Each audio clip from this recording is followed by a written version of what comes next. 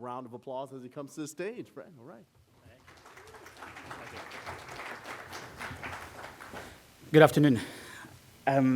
Right, so I just want to talk today about natural motion in VR.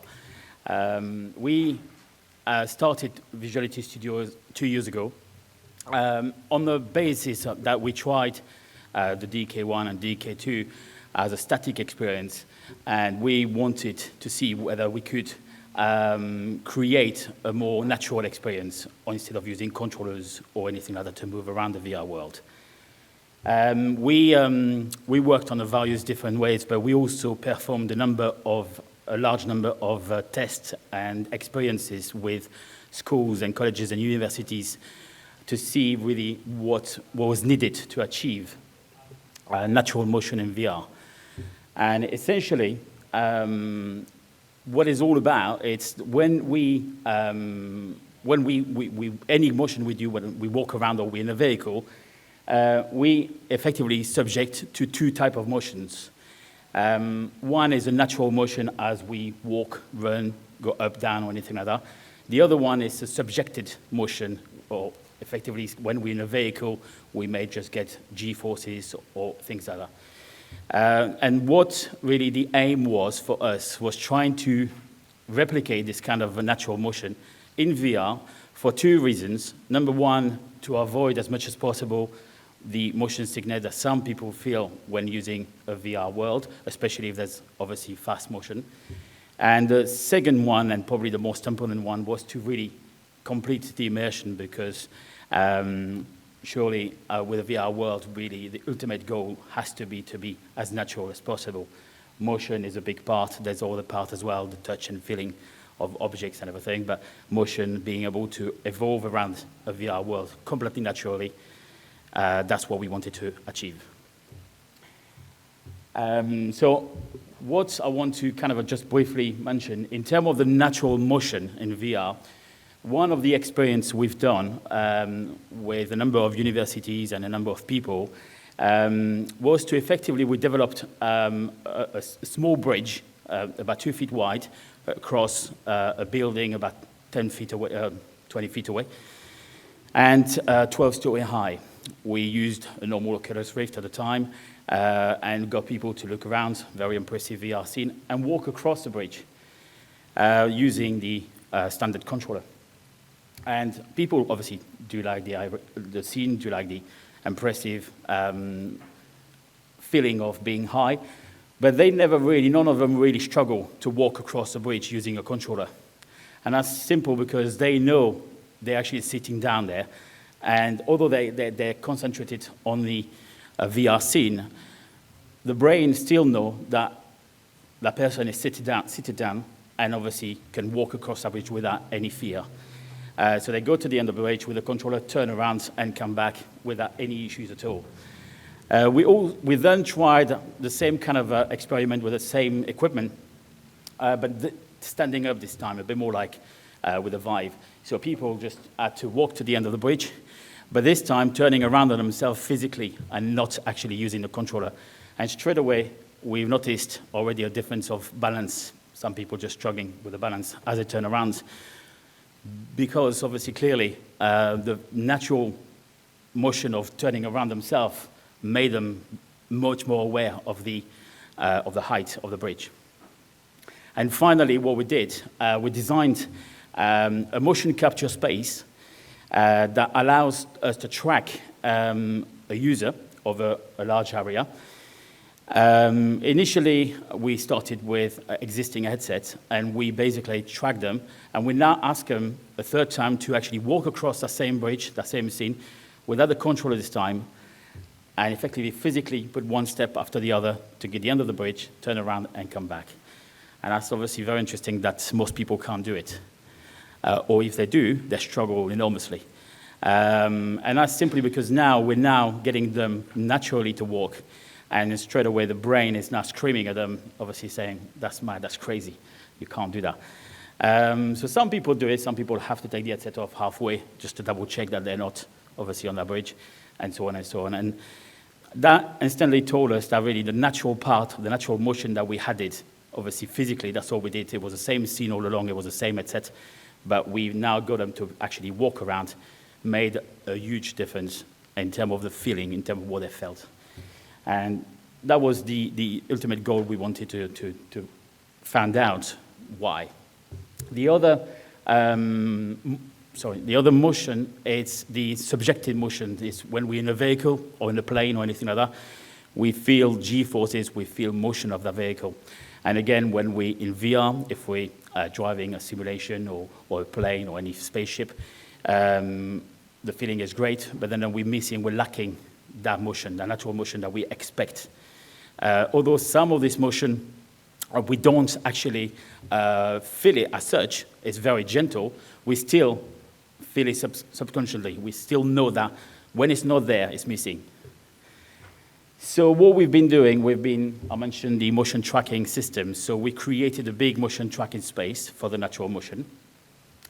One of the usage of the natural motion from our point of view, it's from architecture, design point of view, where people now can explore the space naturally as they would. So they can walk around the space. Physically, they can look inside the cupboards, physically look around the cupboards. They don't need to use a controller. That makes a very, very big difference in experimenting a future house or in fact, any building, any places to look around. So that's one of the things we're doing. The other thing we have, it creates a big advantage on what we're doing, which is currently not possible with existing VR headset, or it's possible with some manipulation. It's multi-users or multi-people in the same space, up to 10 in this occasion, which means we can have a couple exploring the same kitchen together in the same times, or a couple exploring their future house that's not yet built. And again, they would do that naturally looking around. So that makes obviously clearly, again, a very big difference instead of just sitting down and just going from room to room looking around. Going back onto the, excuse me, onto the motion of vehicle, the subjective motion of vehicle, this is another work we've been doing for nearly 12 months now. How can we replicate or can you trick the brain to believe that we're subjected to G-forces? A very good example we chose initially is a racing car, because the G-forces are very obvious. We wanted someone to be able to drive effectively a simulation in VR and being able to feel the forces that they should feel if they're driving that car for real, or the plane or spaceship or whatever it can be after that. So we looked at various options. We looked at existing options, but none of them were working. And effectively, we've taken some ideas based on motion platform and vehicle replica. But we've obviously developed our own headset for this, because using an existing headset will subject the IMU, the inertial unit inside the headset, to the motion of the platform, which will just won't work basically at all. And we developed our own algorithm, which we've been working for a number of months now, to effectively trying to simulate as closely as possible what the forces you will feel if you were in a vehicle. As a racing car as an example, but that could be a spaceship, that can be a plane, that can be a boat. That's just the same principle.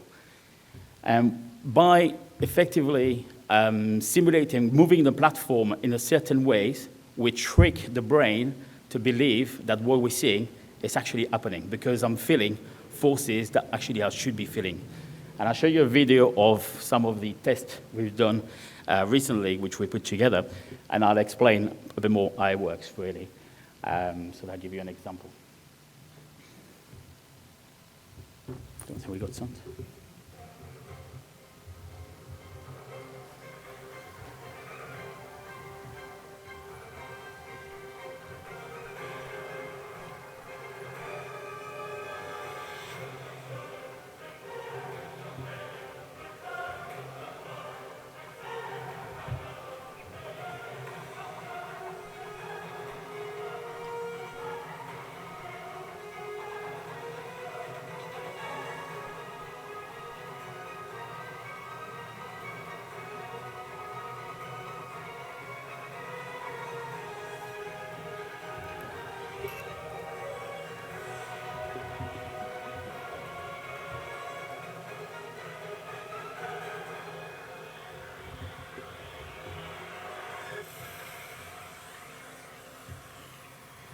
Vizuality virtual arcades.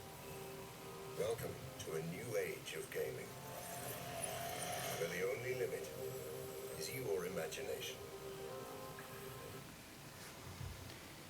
So just to just to comment on the video, what we've been doing, it's two types of motion that we program on the platform. The one is the obvious one, the physics of the car. So as we drive around, as we go over the bumpers or anything like that, or anything that's obviously would move a car normally, that's obviously replicated. But the second one is the one that we don't actually see, but we feel. Because we're using a VR helmet that we've actually designed, the user is completely enclosed in a VR world.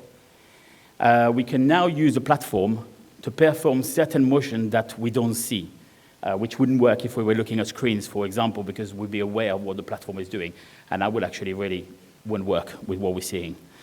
So an example, and you probably noticed in the video, when we're accelerating or braking hard, a way to simulate that is to use up to 25 degrees of pitch up or 25 degrees down, which is quite a lot, to effectively use gravity to simulate a force of G-forces going on acceleration.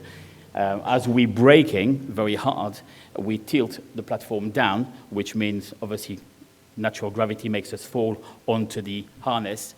And then from my point of view as a VR user in my helmet, all I'm aware of is that I'm braking hard and I can see the braking coming.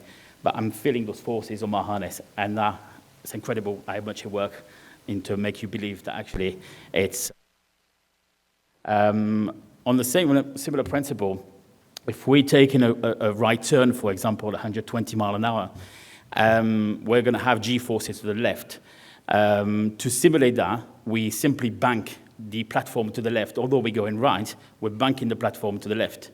And as for effect, again, to use gravity to push us to the left, we also use some US called side motion as well to compensate.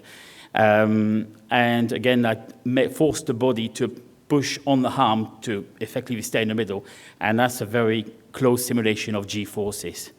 And when it's all combined together and works really well with the simulation, the results, it's quite impressive how realistic it is. So it's all about effectively tricking the brain to believe that what we're seeing is as real as possible, which obviously VR does that very well already, but we're adding natural motion to really complement what's missing effectively in the large part of VR. Whether it's subjected motion from a vehicle or whether it's natural motion as we walk around. And on the same principle, we are working on a number of other kind of effectively motion algorithm and motion platform that we really want to achieve, because we believe it will be the same principle than the motion vehicle. It's a 360 degrees platform, but not specially to do 360 degrees, but because we can use the full motion of the 360 degree platform to replicate things that are not possible normally. There's also a skydive experience. Now, when we mean a skydive experience, again, because we do looking at the angle of motion from our point of view, there's plenty of skydive experience already existing in VR skydive experience. But what you can't get today, and what I mean is, why would someone do a skydive? Is for the jump, is the initial jump, is getting out of the plane. And being able to simulate that, being able to make someone believe that they're on that plane, make someone believe that they're actually going to have to jump off that plane for real, and obviously do the skydive jump. And they're going to have to, it's a bit the same thing than walking on a bridge. When people walking on the bridge across with a controller, they go all the way to the end of the bridge and back without a problem. When they start having to walk physically to the end of the bridge and back, they're struggling to do it. And we believe with the skydive experience, it's the same thing. I mean, if you try the VR skydive experience already that exists, it's not really difficult to do. However, if you had to physically jump, although obviously you won't be jumping from 12,000 feet, but if you can physically jump, and the rest is all VR, of course, that's a different, obviously, results, and the feeling and the visuals onto what the experience is incredible. So this is one of the things we're working on, additional to a few other platforms as well. But essentially, all our research, all our work in the last couple of years have been on the natural side, on the natural motion side of VR to effectively complement VR to what it is already in terms of visual and sound. And that's about it. So if you have any questions. I think okay. Yes? A microphone. So do we sell the car or the SDK? Well, to a certain extent, both. We work with a number of companies to develop content for it. And obviously, we have an SDK in order to provide the motion tracking, the algorithm that goes with the content. And we also sell the whole concept, the whole vehicle as a unit, as well as the motion tracking studio if someone is interested. But primarily what we're doing initially in the last 6 months now, pretty much, it's opening a number of studios in the UK initially, where people can come and effectively have those experiences simply by the hour or by half a day, depending obviously what the requirements are. Does your artificial acceleration have any effect on VR sickness, or do you have any data on that? Right, but so far we've done a large number of experiments. I mean, we've had a platform working for about 8 months now, fully the way we wanted it. We're still really changing the algorithm as we go along. But the result shows that really a lot of we haven't had any sickness. Well, we've had a limited number of tests on it in terms of users. We probably had about, I'll say, between 40 and 50 probably people definitely trying it. But simply because the motion is as realistic as possible. And that's what works.